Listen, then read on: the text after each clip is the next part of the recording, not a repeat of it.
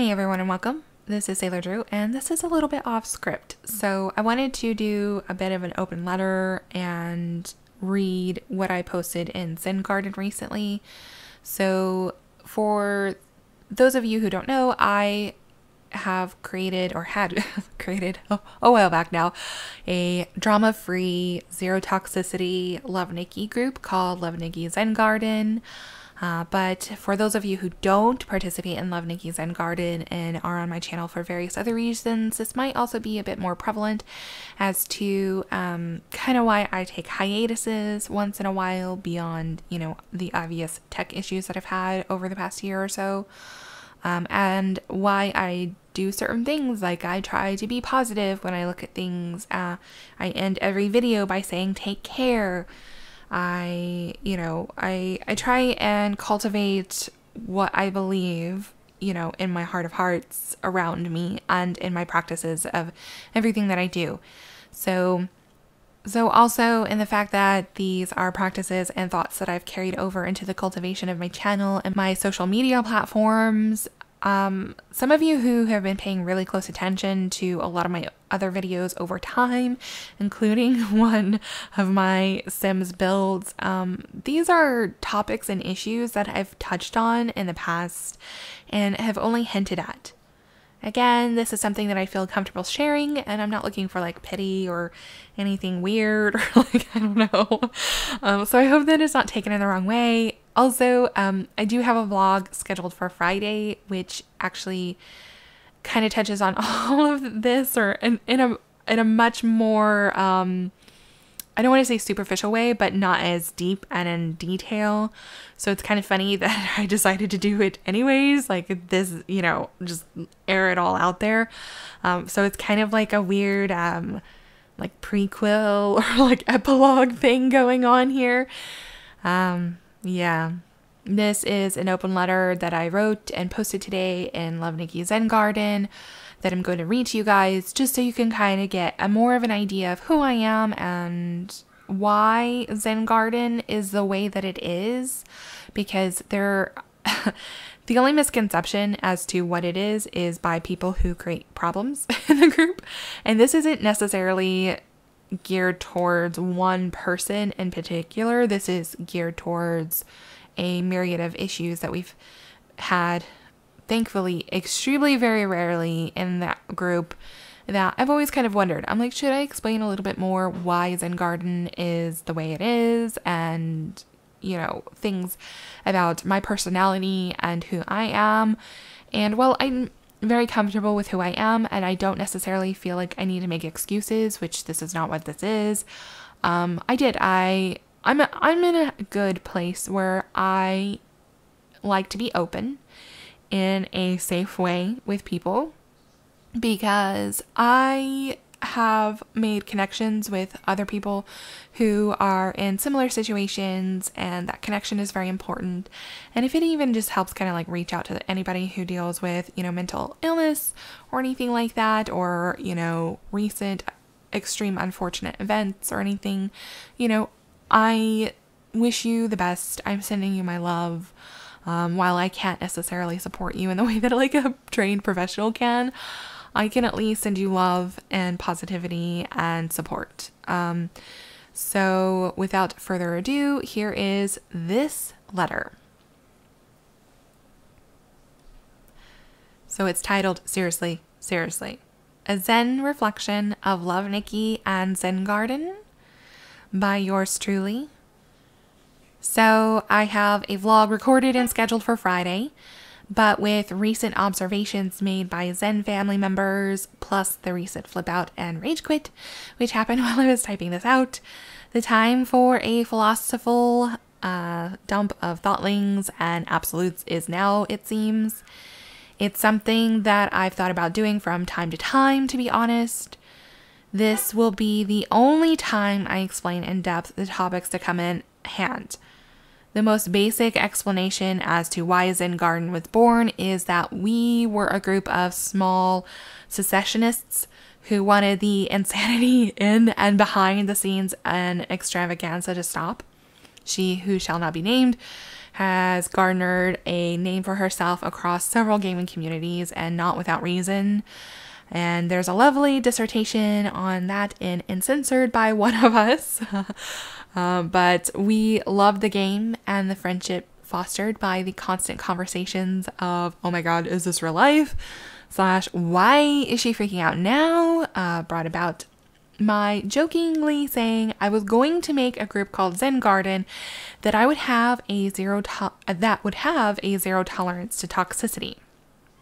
We eventually stopped laughing, and voila, here it is today, and a year and some change later. So this was also born out of a desire to see a better community within this space that I could participate in, allowing me to focus on more important things while having the game be an escape for me.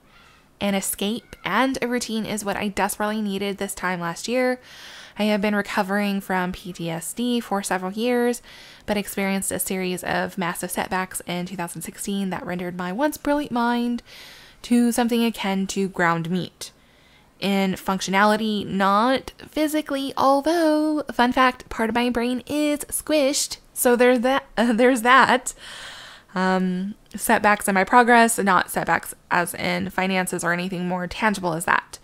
My grandfather had passed away, and while that was tragic in its own right, it came with a lot of unexpected emotional blows of seeing family, because family, like, am I right?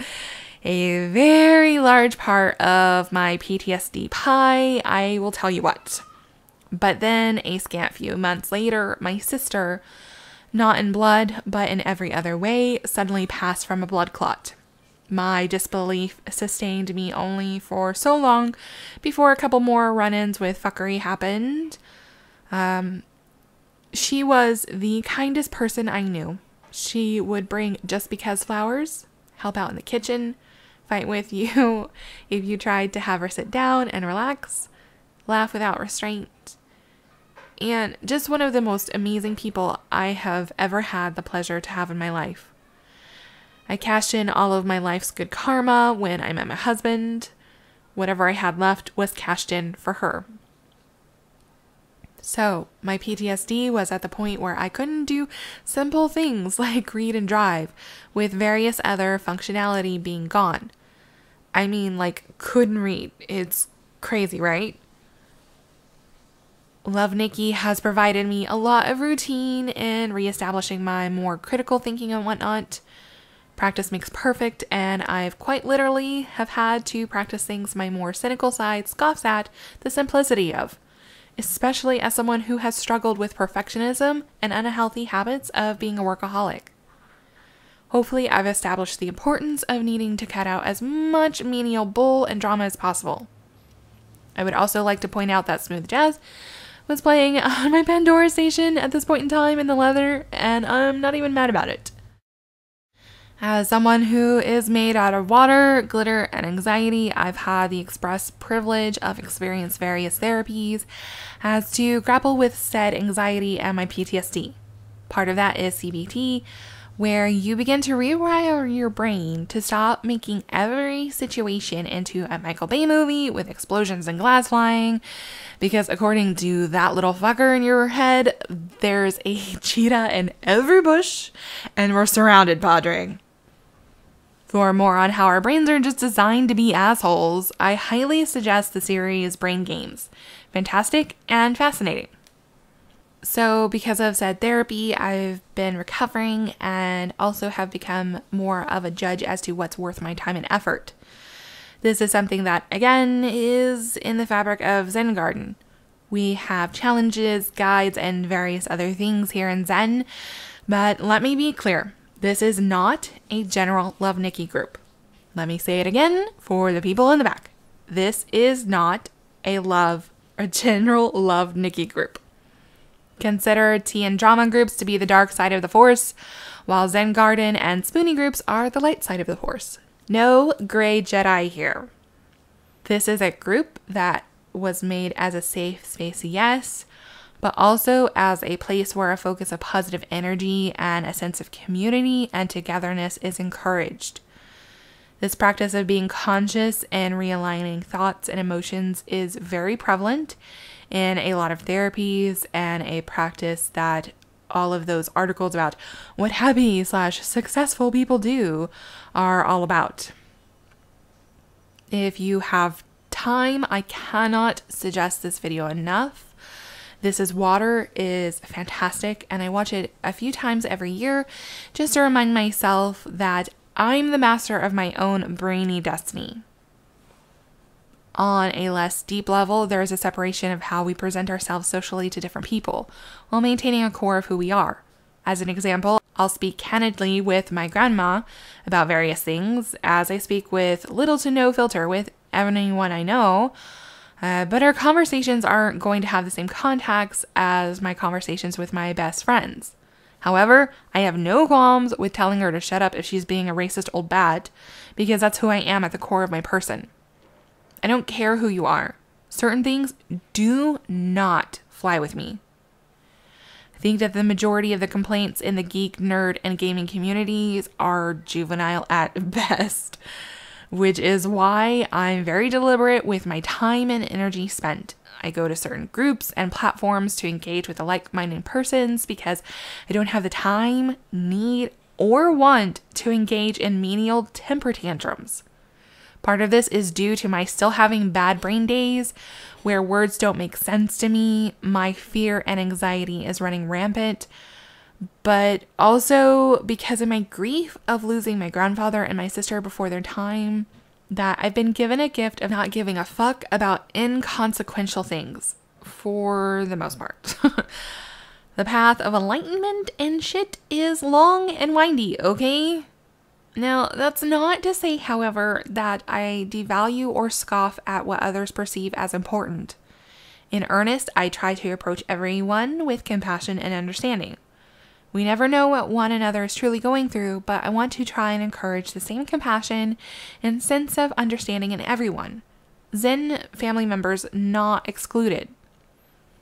If there's a trend of you being unreasonably cranky at the constant, I'm going to point it out to you. If you want to talk game philosophy and chew on some grievances about the game, I'm totally down for it. That's what my nerd brain loves to do. But typically, we can all see toxicity in the guise of social discourse from a mile away. Let's not pretend otherwise. So yes, if you cannot moderate your feelings to something reasonable, cannot encourage a warm and kind community, feel the need to do a laugh react at someone's pain, or the like, you have no place in here. Period. I'm a 6-foot-tall feminist who is rough around the edges, has a muffin tattoo, thinks flan and leaf blowers are inherently evil, laughs at literally everything, loves people and loves this group, and whose favorite word is fuck. Take this and everything I've said as you will. Zen Master out.